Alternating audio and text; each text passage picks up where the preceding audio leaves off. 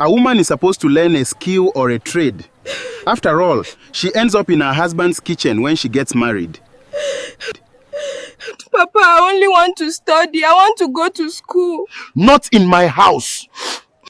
I will not waste my money on a female child. If you will not stop this nonsense, go and look for somewhere else to stay. But Papa, I want to go to school. I want to be a doctor. I know if I study hard, I will achieve my dreams. No, not in my house. I can see that you are very stubborn. Enough of this nonsense. My twin brother Chinedu and I had just finished our secondary school exams. We studied together, read together, and dreamt together. Every night we would sit outside under the mango tree in our compound with our books. We talked about the future. Chinedu wanted to study engineering. I wanted to study medicine. We both worked hard because we believed the same thing. University was our next step. But one evening, everything changed. Our father called us into the sitting room. His voice was serious, the kind of voice that made everyone quiet.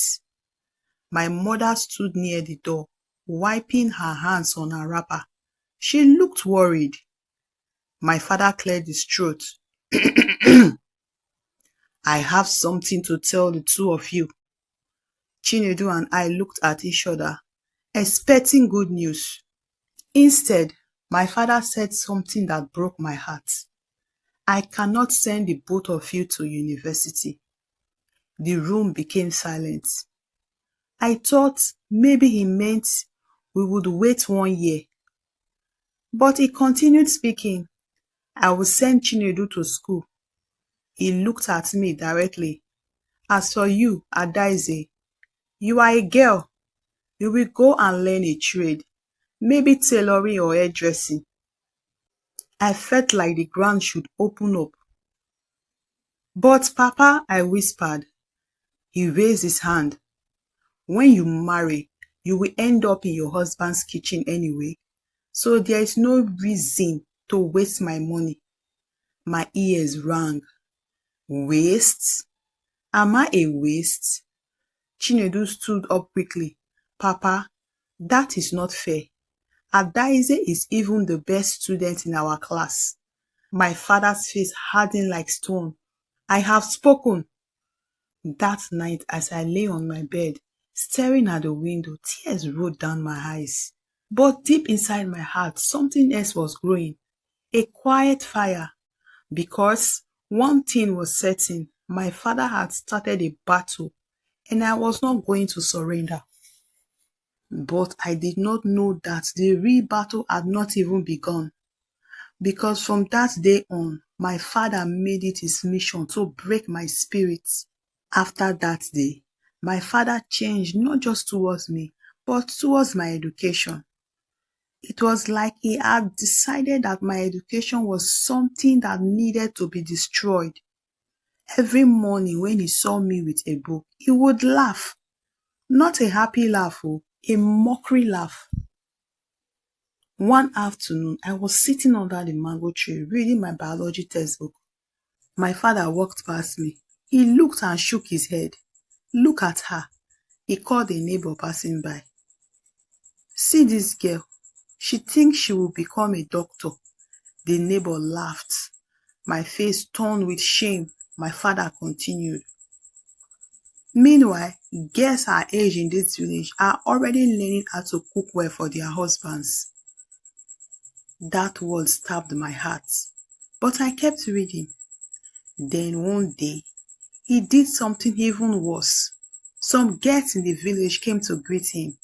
He pointed at them proudly. You see these girls? They are learning tailoring and hairdressing. Very responsible girls. Then he pointed at me. But this one thinks she will become a professor. They laughed. I wanted the ground to swallow me. But my mother noticed everything. Every insult from my father did not weaken me. Instead, it made me study harder. Then the time came for JAMB registration. the most important step towards university. Chinedu and I were excited, but my father had already made up his mind. That evening, he called my brother and I, handed him some money. This is for your JAMB registration. My heart jumped. Maybe he had changed his mind. Maybe he would give me money too. But he looked at me straight in the eye and said something that caught my heart deeply. I will not waste my money on a female child. The room went silent. Chinedu spoke immediately. Papa, please, Adaeze deserved this chance. But my father slammed his hand on the table. Enough! My mother tried to talk, but he refused to listen. That night, I cried until my pillow became wet. But when my mother came into my room, she closed the door quietly and whispered something that changed everything. Do not worry, my daughter. She held my hands tightly. I will find the money for your registration. Those words kept repeating in my mind, but I knew how hard life was for my mother. My mother was a very hardworking woman.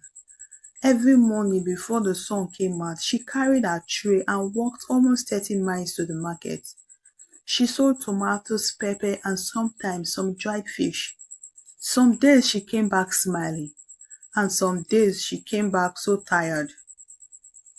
But when she said she would raise money for my JAMB registration, I did not know whether to feel happy or worried. The deadline for the registration was coming closer every day. One evening, I found my mom sitting quietly under the mango tree. Her face looked serious. Mama, I said softly. Ah, Adaeze, you are here, she said. Mama, you don't have to stress yourself because of me. I said, maybe Papa is right. The moment those words left my mouth, my mother's face changed. She held my shoulder and looked straight into my eyes. Never said that again. Her voice was firm. You are not less than anyone because you are a girl. Tears filled my eyes. She continued speaking. When I was your age, I wanted to go to school too. But my parents married me off early. I never had the chance. She sighed deeply.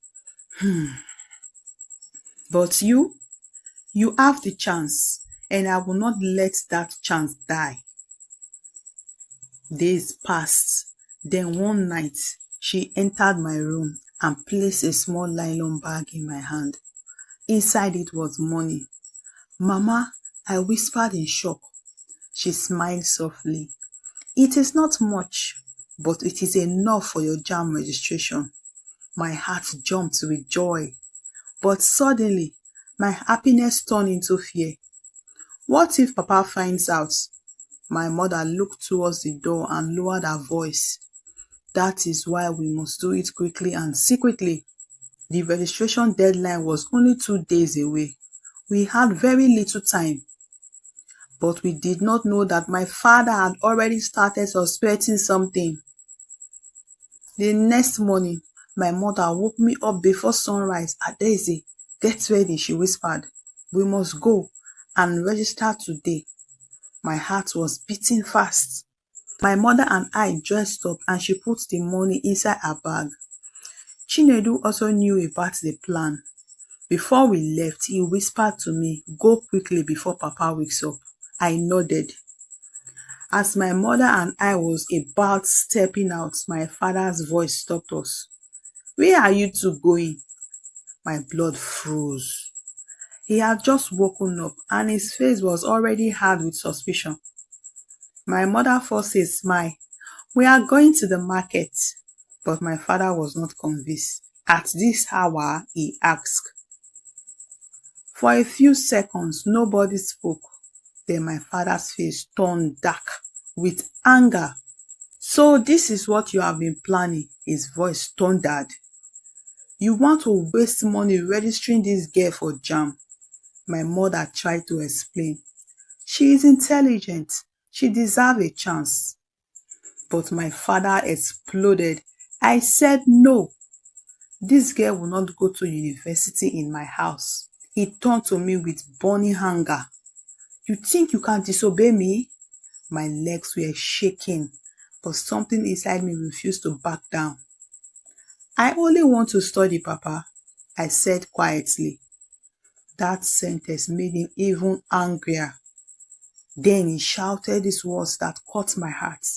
If you want education so badly, then leave my house and go find it yourself. The house became silent. Those words hung in the air like a heavy cloud. My mother was crying softly. Chinedu stood beside me, looking confused and angry at the same time. My father turned away as if the matter was already finished. But inside my heart, a storm was rising. I turned to my mother. Mama, let's go. My father watched me with anger. So you are still stubborn? My voice trembled, but I spoke. Papa, I am not trying to disrespect you. I only want a chance. He laughed bitterly. A chance to do what? Become a professor? A woman? My father shouted behind us. If you step outside this house for that nonsense, do not come back and ask me for anything again. My legs felt heavy, but I kept walking. My mother held my hands tightly. Chinedu went with us. The three of us walked quickly along the dusty road. When we reached the small cyber cafe in my village, where people registered for JAM, the place was crowded. Students from different villages were rushing because the deadline was near. My heart was beating so fast. What if something went wrong? What if the registration closed before my turn? After waiting for what felt like forever, the man at the computer finally called my name. Adaeze. My hands were shaking as I filled the form. Finally, the man printed my registration slip and handed it to me. It's done. Those two words felt like a miracle. I held the paper tightly. For the first time in weeks, I smiled. But the happiness did not last long because when I returned home that evening, my father was waiting for me. The moment we stepped into the compound, I knew something was wrong. Before I understood what was happening, he walked straight to my room. I followed him quickly. Please, Papa. But he had already started throwing my things outside. My books. Everything landed on the dust. My heart shattered. You will no longer read in this house, he shouted. The neighbors were watching. Some shook their heads, others whispered. My mother was crying. Please stop this, she begged. But my father was stubborn. You want education? Good. Go and find where to stay and read your books. Tears rolled down my face, but I refused to cry loudly. Slowly, I picked up my books from the ground. Chinedu bent down and helped me gather them. Then he whispered something that gave me strength. Do not give up. Life in our house was never the same again after that day. My father stopped speaking to me completely. If I greeted him in the morning, he would pretend he did not hear. Every day I woke up before sunrise to study. When everyone slept at night, I used a small kerosene lamp to read my books. Sometimes the smoke from the lamp made my eyes burn. But I kept going. My mother encouraged me. Chinedu also supported me in every way he could. Sometimes he would bring his textbook and we would read together. If we both pass this exam, he said one night, our father will have no choice but to accept it. I wish that was true, but my father seemed more determined than ever. People in the village began talking. Some women supported me. Adaeze is a brave girl, they said. But others agreed with my father. A girl should not fight her father like that. The whisper followed me everywhere. At the market, at the well, even on the road. Some days it felt so much that I wanted to give up. But each time that thought came, I remembered my mother's tired face. The long hours she spent in the market to raise my registration money. I could not disappoint her. The JAM exam was only 3 days away. Everything I had been fighting for was now standing right in front of me. But the biggest test was not the exam itself. The biggest test would be whether my father would even allow me leave the house that day. The night before the JAMB exam, I could not sleep. My heart was beating fast. This was the moment I have been waiting for. But fear was also sitting in my chest. What if my father stopped me from going? I woke up very early that morning. The sky was still dark. Quietly, I dressed up and packed my exam slip inside my bag. My mother came into the room and hugged me tightly. God will go with you, she whispered. Chinedu was also ready. Our exam centers were not far from each other. We planned to leave the house together.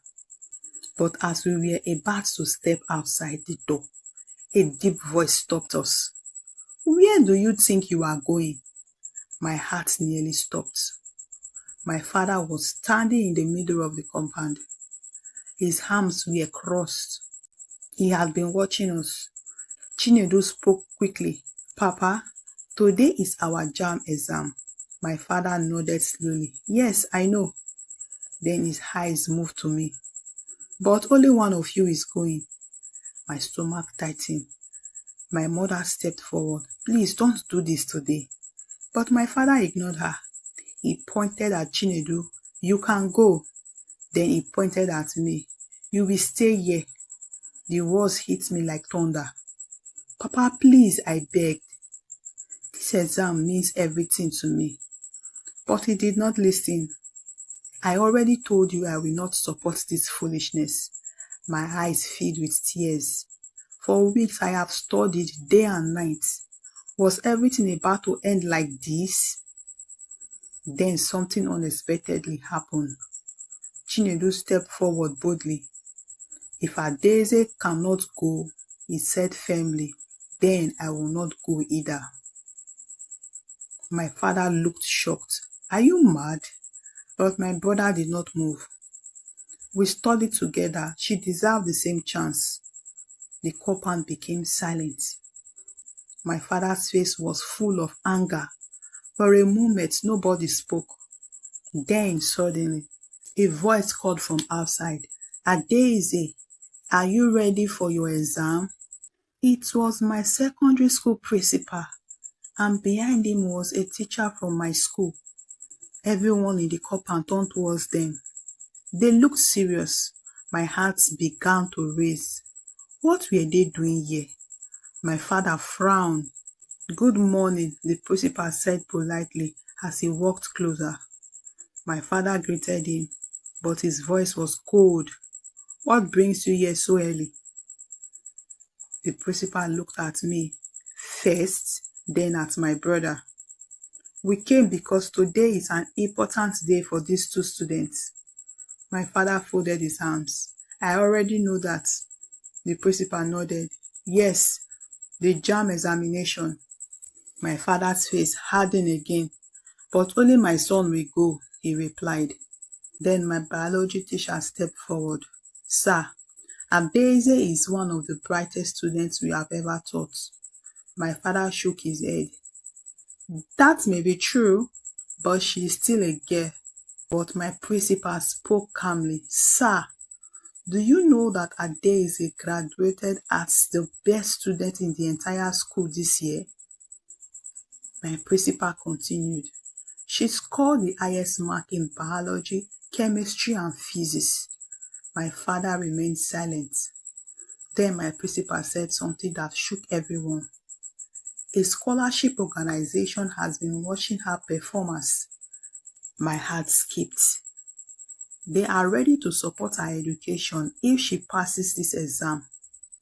My father's eyes widened slightly. They will pay her school fees. The compound became quiet. For the first time, my father looked unsure. My teacher added softly, Sir, this opportunity may never come again. My mother wiped tears from her eyes. Chinedu stood beside me proudly. The principal looked directly at my father. Please, let her write this exam. For a long moment, My father did not speak. The entire compound was waiting. Then finally, he sighed deeply and looked away. Do whatever you want, he muttered. My heart jumped. It was not a blessing, but it was not a refusal either. And that was enough. My teacher smiled. Come, Adaeze, my principal said. Let's go. The weeks after the exam felt longer than anything I had ever experienced. Every day I prayed. Every night I wondered, did I do well enough? Would the scholarship people really notice me? Then one hot afternoon, Chinedu came to meet me in the compound. The results are out. My heart began to pound. Students in the village started rushing to the cyber cafe to check their scores. The cafe was full of nervous faces. One by one, students checked their results. Some smiled, others looked disappointed. Finally, it was my turn. The man at the computer typed my registration number for a moment. The screen was loading. My heart felt like it would jump out of my chest. Then suddenly the result appeared. The man looked at the screen again. Then he looked at me. Are you Adaeze? Yes, I whispered. He smiled. You score one of the highest marks I have seen this year. Chinedu shouted with excitement. You did it! Word spread quickly through the village. Before we even reached home, people were already talking. The girl passed with an excellent score. When we entered the house, my mother hugged me tightly, crying with joy. But the moment I will never forget was when my father stepped forward. Everyone became quiet. He looked at me for a long time. Then slowly he spoke. Adaeze. It was the first time he had called my name in weeks. I was wrong. I believe a girl's education was a waste. He continued. But today, you have proven me wrong. Tears filled my eyes. Then he placed his hand gently on my head. I am proud of you. My mother began crying again. Chinedu laughed and hugged me. But the most important thing was not the results. It was the lesson my father finally learned, that a girl's dream is not smaller than a boy's dream.